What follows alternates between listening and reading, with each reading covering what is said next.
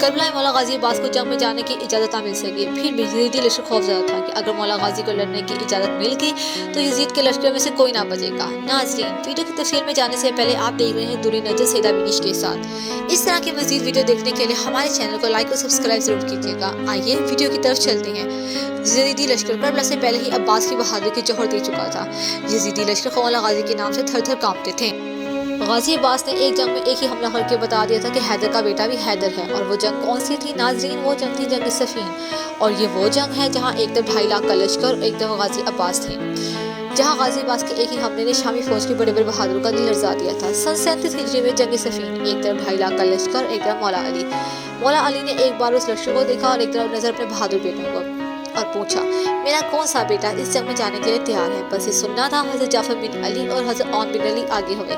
आपने जाफर का माथा चूमा और कहा, जाफर आप अली के बेटे हो, ये 2.5 लाख का लश्कर है, बताओ इस जंग में जाने के लिए तुम्हें क्या क्या चाहिए? हज़रत जाफर ने कहा, बाबा जान, मुझे आपकी तलवार, आपका घोड़ा और 2,500 का लश्कर चाहिए। इमाम मुस्कुराए और बोले, मैं तुम्हें सब दूंगा, मुझे बताओ तुम्हें कितना टाइम लगेगा? हज़रत जाफर ने कहा, बाबा जान, आप फजर की नमाज के लिए जाएं और मगरिब की नमाज ख़त्म करने तक मैं ये जंग ख़त्म कर दूंगा।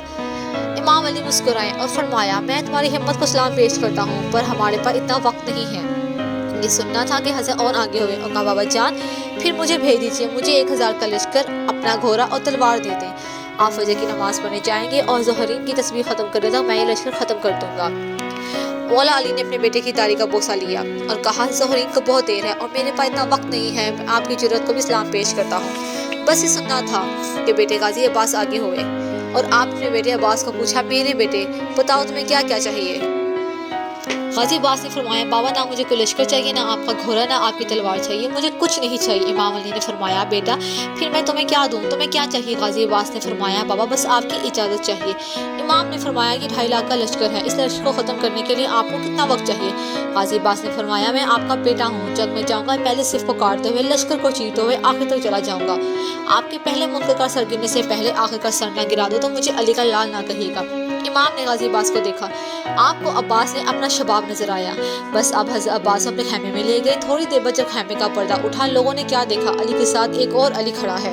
मौला अली का इमामा गाजी अब्बास के सर पर, आपकी चादर अब्बास के शानों पर। आपने हज़रत अब्बास को अपने हाथों से घोड़े पर सवार किया और हज़रत अब्बास मैदान में आए। मौला अब्बास अकेले और एक तरफ 2.5 लाख का लश्कर। उस वक्त आपकी उम्र 11 साल थी। यहाँ एक और बात आपको बताती चलूं, मौला गाजी अब्बास को जंग में लड़ने की इजाज़त ना मिली थी। बस पहला हमला करने के लिए हज़रत अली ने मौला गाजी को मैदान में भेजा था।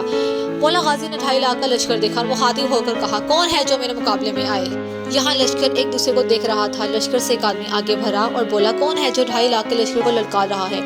गाजी अब्बास ने कहा, तुम कौन हो, अपना तारुफ कराओ। कुरैब ने कहा, अरब की बड़ी बड़ी दीवारें मेरा रास्ता नहीं रोकती, मेरी तलवार ने अरब के कई बहादुर का खून चखा है।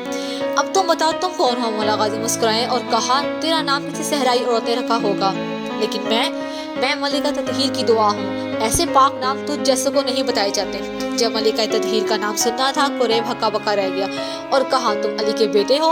मौला ने फरमाया, हाँ मैं अली का बेटा हूँ। कुरैब ने कहा, पहली बार लड़ने आए हो? मौला ने कहा, हाँ मैं पहली बार लड़ने आया हूँ। कुरैब ने सोचा, लहजा भी अली का है, लगता भी अली जैसा है, फिर जंग भी अली जैसे ही करेगा। कुरैब आहिस्ता आहिस्ता अपने कदम पीछे हटाने लग गया और मौला गाजी अपना घोड़ा आगे बढ़ाने लग गए। मौला गाजी ने उससे मुखातिब होकर कहा कि जंग क्यों नहीं करे? कुरैब रुका और लश्कर की तरफ देखा। सोचा कि मैं अगर वापस चला जाऊंगा तो सब लोग मेरा मजाक उड़ाएंगे। फिर कुरैब ने गाजी अब्बास को देखा और कहा, मैं बच्चों से नहीं लड़ता।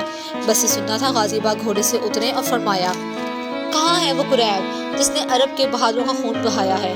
कुरैब ने तलवार निकाली और आगे बढ़ा। मौला गाजी ने इसका एक हाथ से उसको गिरबान पकड़ा और ज़मीन पर गिरा दिया और उसके सीने पर पाँव रख के बोले, हमारे घर कोई बच्चा नहीं होता, हमारे घर सब अली हैं। मौला गाजी ने कुरैब को एक और मौका दिया लड़ने का। वहाँ कुरैब खड़ा हुआ और गाजी अब्बास ने पीछे मुड़ के टिल्ले पर देखा तो वहाँ मालिक अश्तर खड़े थे। मौला गाजी ने फरमाया, चाचा मेरा बादशाह कहाँ है? मौला हुसैन टिल्ले पे आए और गाजी अब्बास को हाथ के इशारे से इजाज़त दी। बस इजाज़त का मिलना था। वहाँ कुरैब ने अपनी तलवार गाजी अब्बास के सर पर हमला करना चाहा।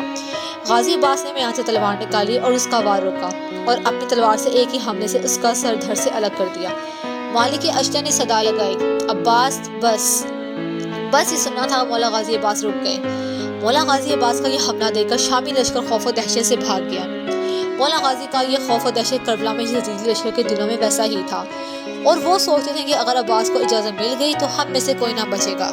ناظرین، اگر ویڈیو اچھی لگی تو لائک اور سبسکرائب ضرور کیجیے گا اور مزید ویڈیو دیکھنے کے لیے ہمارے ساتھ رہیے گا۔ Thank you.